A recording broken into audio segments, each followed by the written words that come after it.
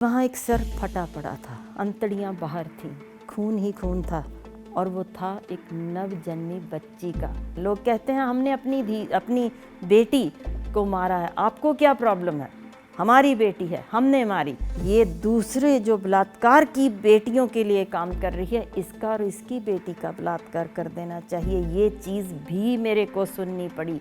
मेरे को immediately suspend भी किया। उन्होंने मेरी पे भी रोक दी, मेरे हस्बैंड की पे भी रोकी, सीनियरिटी भी रोकी। और उस समय मेरे पति को कैंसर हो गया था। पर उस समय यूनाइटेड नेशंस की तरफ से एक हमें बुलावा आया। कहते हैं कि ज़िंदगी की बेहतरीन किताब वो होती है जिसमें अपनी ही ज़िंदगी के कड़वे और मीठे तजर्बे दर्ज किए हों। कुछ इसी तरह की मेरी ज़िंदगी है। जिस घर में मैं पली थी, उस घर में इतने ज़्यादा, अगर आप कहें पैसे की तरफ से, तो बहुत अमीर नहीं थे। घर में रात को खाने के लिए कई बार स्टोव में डालने के लिए तेल नहीं था होता। फिर भी पढ़ाई की तरफ से अगर देखें तो जितनी हाईएस्ट एजुकेशन हो सकती थी हमारे घर में सभी ने ली। इस तरह के माहौल में कभी कुछ चीज़ों को मांगने की बात महसूस नहीं की। और मैं अपने घर में 5वां बच्चा थी, चौथी लड़की। फिर भी कभी इस तरह का महसूस नहीं हुआ कि लड़की होने के कारण मेरे साथ किसी किस्म का कभी ये फील भी मेरे को हुआ हो कि मैं लड़कों से कहीं भी कम रही हूँ।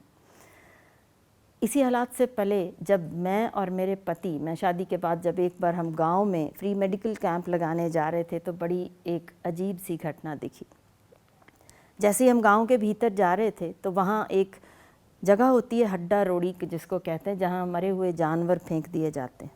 जब गुज़र रहे थे तो एकदम चीखों की आवाज़ सुनाई दी। इतनी दर्दनाक चीखें थी कि आगे हम निकल ही नहीं थे सकते।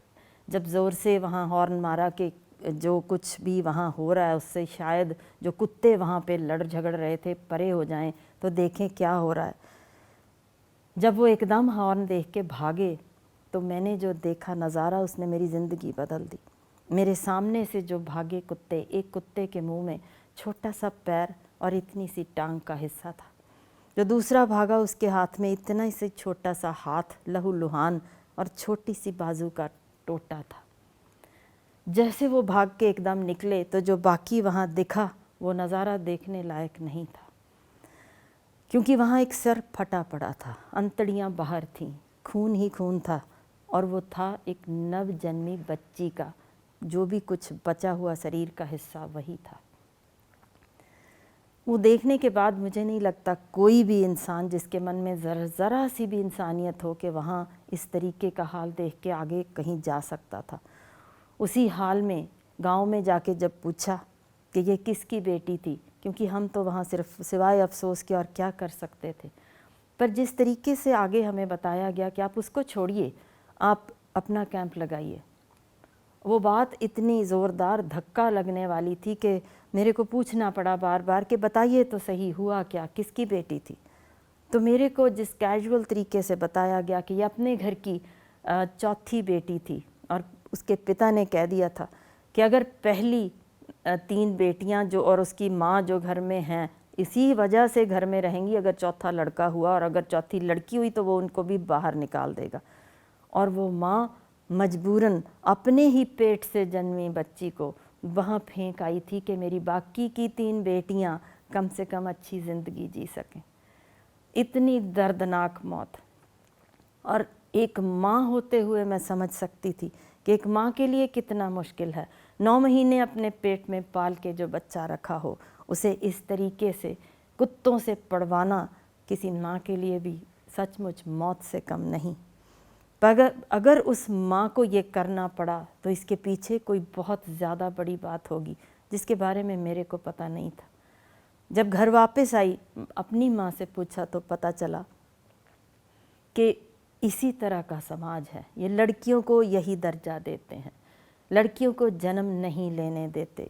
पर मैं हैरान थी, फिर मैं कैसे हुई? तो कहने लगे, उस दिन था जो मेरे को पता चला कि मेरे जब जन्म होने पे भी कोई खुशी नहीं थी वहाँ, फिर भी हमारे घर में उस वक़्त खुशी थी। और मेरा नाम ही इसीलिए रखा गया था कि इसका नाम ही आज खुशी का देवता रख देते हैं, हर्ष इंदर। वो शायद एक अलग मेरे लिए रास्ता उस दिन बन गया था। कि ये खुशी यहीं तक सीमित नहीं होनी चाहिए। मेरे को एक खुदा ने, एक भगवान ने रास्ता दिखा दिया है कि उस रास्ते पे चलो, किसी और के लिए भी कोई खुशी किसी जगह अगर किसी के दामन में भर सकें, यही असल में ज़िंदगी होती है। वो दिन और उसके बाद आज तक 29 साल हो गए हमें यही चीज़ के लिए लगातार गांव में, उनके स्कूल्स में, कॉलेजेस में, यूनिवर्सिटीज़ में, टीवीज़ पे, रेडियोज़ पे, मैगज़ीन्स में, अखबारों में, हर जगह इसके बारे में जागृति के लिए बात की। और उसके बाद भी जो शुरू में समा लगता है आज के दिन के जो भी कुछ अचीव कर लिया, शायद ये बहुत इजी होगी ज़िंदगी, पर ये इतनी इजी नहीं थी। क्योंकि उस समय हमें बतौर एक डॉक्टर होते हुए लोग ये कहते थे कि शायद ये पागल हैं, ये अपनी नौकरी छोड़ के रोज़ गाँव में धक्के खाने जाते हैं जहाँ लोग इनके मुंह पे दरवाजे बंद कर देते हैं। लोग कहते हैं हमने अपनी बेटी को मारा है, आपको क्या प्रॉब्लम है, हमारी बेटी है, हमने मारी, आप क्यों हमारे घर में इस तरह इंटरफेयर कर रहे हो। पर उनको बार बार समझाना, और बात ये थी कि अगर बेटियां ख़त्म हो गई तो ये धरती क्या रह जाएगी। क्योंकि ये बात बतानी बहुत अहम थी, बहुत ज़रूरी है। बेटा पैदा होना किसी भी माँ के ऊपर निर्भर नहीं होता, वो पिता के ऊपर निर्भर होता है। और अगर बेटी जन्म ले रही है तो माँ के तो शरीर में सिर्फ 2 एक्स क्रोमोसोम है, वो तो एक आप सोच लीजिए कि पंघूड़े की तरह है। और अगर बेटा होना है या बेटी होनी है, जो भी होना है वो पिता की तरफ से आना है।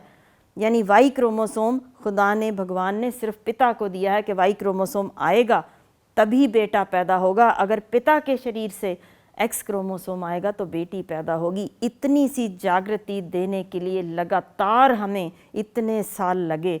पर पहली बार जो हमें लगा कि ये कुछ अच्छा हुआ है, उस समय शायद मैं पूरी तरह टूट चुकी थी कि कोई नहीं सुनता, कोई बात नहीं करता इस बारे में। लोग बड़े आज भी खुशी से कहते हैं हमने बेटी मारी, पर उस समय जब हम बिल्कुल टूट चुके थे तब एक चिट्ठी थी जिसने हमें इसमें लगातार काम करने के लिए मजबूर कर दिया। और वो चिट्ठी थी एक पिता की तरफ से, जिसने लिखा था कि मैं अपनी बेटी का अबॉर्शन करवाने के लिए यहाँ पे आया था। एक क्लिनिक के बाहर बैठा था जहाँ आपका लिखा एक आर्टिकल जो अखबार में था पढ़ने को मिला, बहुत रोया। क्योंकि उसमें से मेरे को आपके आर्टिकल में से जो महसूस हुआ कि मैं तो किसी की माँ का कत्ल कर रहा हूँ और ये कत्ल मेरे को नहीं करना। तो जिस तरीके से उसने उस बेटी को जन्म भी लेने दिया, उसका नाम भी मेरे नाम पे रखा, और फिर वो अखबार का जिस तरीके उसने एनलार्ज करा के अपने घर में कनाडा में रखा, तो मेरे को लगा कि अगर एक ज़िंदगी भी मेरे इतने काम करने के बाद बच सकती है तो मुझे इस काम में लगे रहना चाहिए। और आप हैरान हो जाएंगे, आज मेरे पास ऐसी 50 चिट्ठियां हैं जहाँ पे पिता ने आप माना कि हाँ हमने पहले अपनी बेटी मारी थी और फिर आपके इस तरीके से समझाने से हमारे घर में बेटी है। और इसके अलावा अगर और भी बेटियां बच सकें, इसमें हम जुटे हुए थे जब पता चला कि सिर्फ पैदा होना ही बेटी का बहुत नहीं होता। उनको हर कदम पे एक जंग लड़नी पड़ती है। वो चाहे आप घर में डोमेस्टिक वायलेंस की बात हो, चाहे डाउरी डेथ्स हों, और चाहे रेप विक्टिम्स हों, कहीं भी उनका कोई सुनवाई नहीं हो रही। तो हमने उस पे काम शुरू किया। यूनाइटेड नेशंस की जो आवाज़ थी कि छोटी बेटियां जो घरों में बलात्कार का शिकार हो रही हैं, उनकी कोई आवाज़ नहीं बन रहा, उनके ऊपर लगातार काम किया। फिर जो शारीरिक शोषण उनका हो रहा था उसके ऊपर काम किया। उनके केसेस जो सुप्रीम कोर्ट तक जाने थे उनके लिए लड़े। तब तक शायद आप कभी भी उस समय अगर 29 साल पीछे जाएंगे तो देखेंगे इस चीज़ पे काम नहीं था हुआ। पर उस समय यूनाइटेड नेशंस की तरफ से एक हमें बुलावा आया कि आपके काम के बारे में सुना है जो आप कर रहे हो। जहाँ एक गांव में लगातार हम गए थे, वहाँ 83 गर्ल्स थी पर 100 बॉयज़, और वहाँ 5 साल के बाद जब 103 गर्ल्स हो गई पर 100 बॉयज़, तो हमें यूनाइटेड नेशंस में उन्होंने इनवाइट किया, जहाँ मेरे को वहाँ इंटरनेशनल वुमेन एक्टिविस्ट के खिताब से उन्होंने ऑनर किया।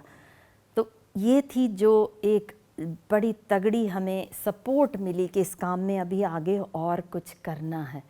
उस काम में जब लगे थे तो हमें हर मोड़ पे कहीं ना कहीं लोगों का इस तरीके से सामना करना कि ये तक मेरे को सुनना पड़ा।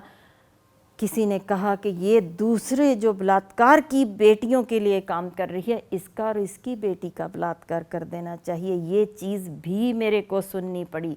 उसके बावजूद I am thankful to my husband, जो मेरे लिए चट्टान की तरह खड़े रहे कि नहीं, ये कुछ लोगों की सोच है, उनका काम है, तुम्हारी सोच नहीं है। ये तुम्हारे लिए कुछ भी रोक नहीं लगी, तुम्हारे लिए एक अलग रास्ता बन रहा है। आप चलो, मुश्किलें होंगी पर कहीं ना कहीं ज़रूर सक्सेस खड़ी होगी उस लाइन के आखिर में। ऐसी ही बेटियां जिनके पिता खुदकुशी कर गए थे, जो पता था कि लोगों की इस तरह बुरी नज़रों का शिकार बनने जा रही थी, उन लड़कियों का कोई सपोर्ट सिस्टम नहीं था। ऐसी 421 बेटियों को हमने अपनी बेटियां समझ के पाला, उनको स्कूल्स में भेजा कि वो अपनी प्राइवेट एजुकेशन स्कूल्स में लें और उनकी फ़ीसें भरनी शुरू की ताकि वो अपने पैरों पे खड़ी हो सकें, वो इस तरीके का इजी शिकार ना बन सकें इस समाज में। वो खड़ी हुई। उनमें से भी मैं आपको बताना चाहती हूँ जो कुछ नौकरी में गई और एक उनमें से डॉक्टर बन रही है बेटी आज यूएसए में। पर वो बेटियाँ भी इसी तरह उस ट्रस्ट में 100 रुपये तक भी वापस डालती हैं, तो वो उनको लगता है कि शायद एक और बेटी हम बचा सकें। ये तो एक रास्ता था। पर दूसरा रास्ता कि इस समय जो लड़कियां पैदा करने के बाद माँ के साथ किया जाता है, वो इससे भी शायद बुरा है। उन औरतों को घरों से बाहर निकाल दिया जाता है। और मैंने देखी है ऐसी एक औरत जिसके पीठ पे गरम प्रेस का निशान था, उसको गला घोंट के मार के फिर एक तरीके से पंखे पे लटका के मारने की कोशिश की थी। कारण सिर्फ ये कि उसने बेटी को जन्म दिया था। इतनी बड़ी सज़ा सिर्फ एक बेटी को जन्म देने की। और मेरी आवाज़ पे कोई नहीं आया। बहुत लोग थे वहाँ उस धार्मिक स्थान के बाहर, एक भी बंदा आगे नहीं आया। पुलिस को इन्फॉर्म किया, उन्होंने कहा क्यों इस तरह का बखेड़ा कर रहे हो, छोड़ो, ये बात नहीं करने की, फेंको ऐसी औरतों को। मेरे से वो बर्दाश्त नहीं हुआ। मैं आज भी थैंकफुल हूँ अपने पति डॉक्टर गुरपाल सिंह की, जिन्होंने कहा मैं हूँ ना तेरे साथ, तू क्यों घबरा रही है। उस बेटी को लेके आए, घर में रखा, फिर उसको उसके पेरेंट्स के पास पहुंचा दिया। पर इस तरह की बात जब बाहर निकली तो आप सोचिए क्या इनाम मिला होगा। इनाम था कि एक तरफ तो लोग ये बोल रहे थे कि इसका बलात्कार करो, और दूसरी तरफ जो प्यार मिला और जो मेरे हिसाब से इससे महंगा कभी किसी को इनाम नहीं मिला होगा कि 7 या 6 घंटे दूर मेरे घर से जगह से एक बुज़ुर्ग पिता लेके आए हों मेरे लिए एक सौगात। और वो सौगात इसलिए कि मैंने एक इंटरव्यू में कह दिया था मेरे को वक्त नहीं मिलता अपने बच्चों के लिए साग खिलाने का। वो दिन गया और आज का दिन गया, 12 साल हो चुके हैं। वो पिता जो एक बार लाए थे साग बना के अपने हाथ से, उन्होंने कहा तेरा माँ या तेरे बाप आज नहीं हैं, पर हम हैं तेरे पिता, हम हैं तेरे माँ, हमारे पास जब भी चाहो तुम्हारे लिए ये घर खुला है। वो अपने हाथ से बना के साग भी लाए, मक्की की रोटियां भी लाए, इतना बड़ा मक्खन भी लाए। वो दिन गया और आज का दिन गया। मेरे पास कभी भी किसी भी सर्दी में ये नहीं हुआ कि कोई दिन ऐसा निकला हो जब साग मेरे घर में ना आया हो। ये प्यार कभी मिलता है, इसका देना नहीं दिया जा सकता। और कारण ये कि सिर्फ किसी और की बेटी को अपनी बेटी मानना कि हाँ इसके लिए भी हमने लड़ना है, इसके हक के लिए लड़ना है। ये नहीं था कि किसी भी जगह पे किसी ये कहा हो कि मर्द के साथ औरत ने लड़ना है, नहीं, पर औरत को इंसान समझा जाना चाहिए।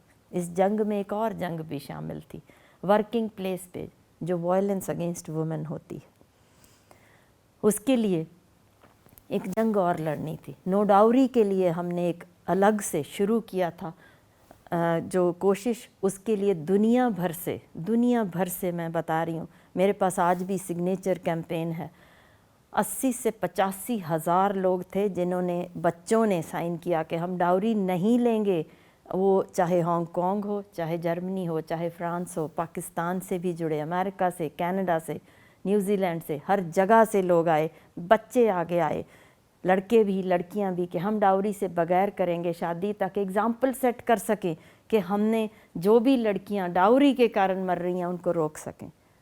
पर जो अल्टीमेट एक डिफ़िकल्ट टाइम था वो शायद मेरे को तोड़ देता, क्योंकि वो एक इम्तिहान था ज़िंदगी का जो अहम था, जो मैं ज़रूर आपको बताना चाहती हूँ। और वो था जब वर्किंग प्लेस पे वायलेंस अगेंस्ट वुमेन जिसके लिए आवाज़ उठाई, तो वो कुछ इस तरह के हाईली कनेक्टेड थे कि उन्होंने मेरे को इमीडिएटली सस्पेंड भी किया, उन्होंने मेरी पे भी रोक दी, मेरे हस्बैंड की पे भी रोकी, सीनियरिटी भी रोकी।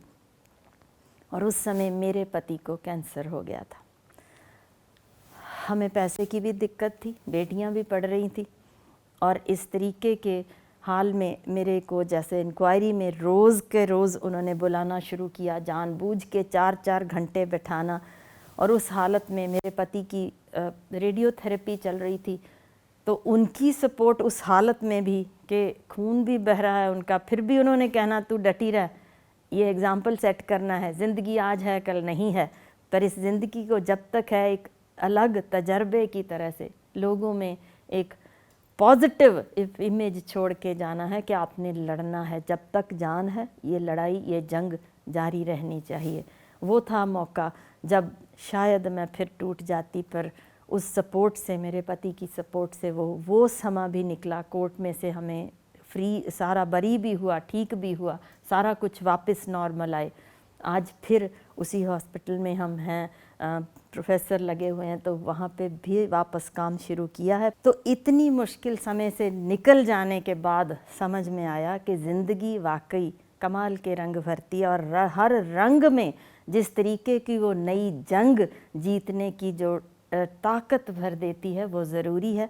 क्योंकि इस हालात से हमने कम से कम 15 बेटियां हैं जिनको इस हाल से बाहर निकाल सके, और वो बेटियां इस वक्त मेरी जंग में शामिल हैं। और सच पूछिए तो आज अगर कोई पूछे कुछ ज़िंदगी में और रह गया, तो मैं कहूँगी नहीं, सिर्फ एक थैंक यू करना है गॉड को, बहुत दिया। और जब आखिरी सांस निकले सिर्फ इतनी सी बात चाहिए, 5 बेटियां मेरे साथ ज़रूर हों, ये मिसाल लेके आगे जाने के लिए। जंग अभी जारी है, हम जीतेंगे ज़रूर। और इस धरती पे जब तक एक भी बेटी कोख में मारी जाएगी, हम ये जंग जारी रखेंगे। Thank you.